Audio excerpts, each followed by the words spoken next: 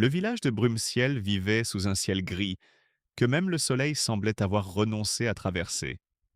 Les habitants étaient discrets, presque silencieux, comme s'ils avaient peur de déranger quelque chose. On racontait que la forêt du Nord était maudite. On disait aussi qu'elle respirait la nuit, mais personne n'allait jamais vérifier, sauf Elric. Il avait 16 ans et une curiosité plus forte que la peur héritée du village. Depuis plusieurs semaines, les animaux disparaissaient, les chiens hurlaient sans raison, et la nuit devenait étrange, trop vide, trop lourde.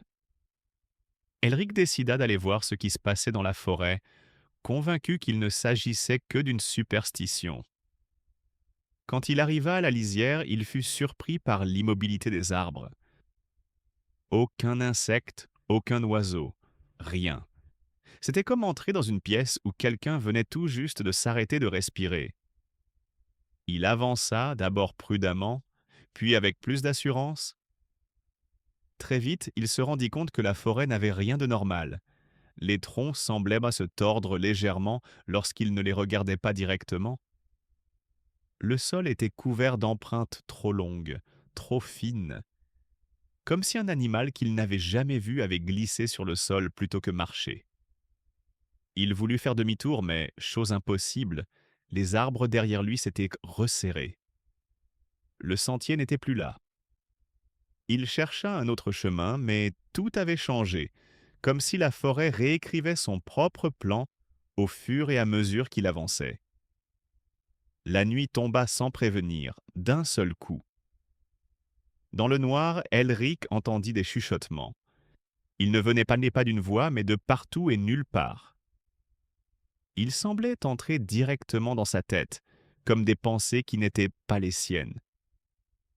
Il marcha au hasard jusqu'à tomber sur une clairière circulaire où se dressait une colonne de pierre couverte de runes anciennes.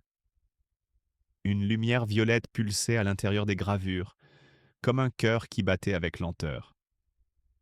En approchant, il ressentit quelque chose, une présence, quelque chose qui attendait depuis longtemps. La pulsation devint plus rapide. La pierre se fissura. Une masse noire glissa hors des brèches comme de la fumée liquide. Deux points pâles apparurent, légèrement lumineux, comme des yeux qui ne cherchaient pas à voir, mais à comprendre ce qu'ils regardaient. Elric resta figé. La voix, ou ce qui ressemblait à une voix, devint plus forte dans son esprit, et il comprit qu'elle ne parlait pas, elle remerciait. La créature se pencha vers lui. Son corps n'avait pas de forme stable, tantôt humanoïde, tantôt animal, tantôt ombre pure.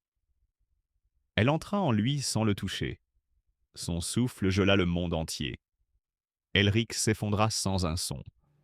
Le lendemain, juste avant l'aube, quelqu'un sortit de la forêt. C'était Elric. Du moins, il en avait l'apparence, les gestes, le sourire. Il entra dans le village et sa mère le serra contre elle, le visage couvert de larmes de soulagement. Personne ne remarqua que ses pas ne faisaient aucun bruit sur le sol. Personne ne remarqua que son ombre ne suivait plus ses mouvements. Cette nuit-là, les habitants disparurent un par un. Pas de cris, pas de lutte, aucune trace. Juste un silence de mort, si parfait qu'il en devenait presque palpable. Le lendemain, les maisons étaient désertes. La brume stagnait entre les rues, épaisse, presque noire.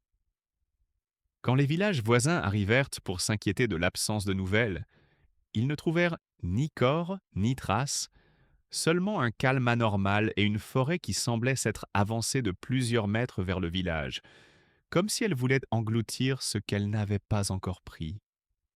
Et à la lisière, une silhouette sans visage observait, immobile. Elle murmura quelque chose, peut-être un avertissement, ou peut-être une promesse. Elle avait faim. Et la forêt aussi.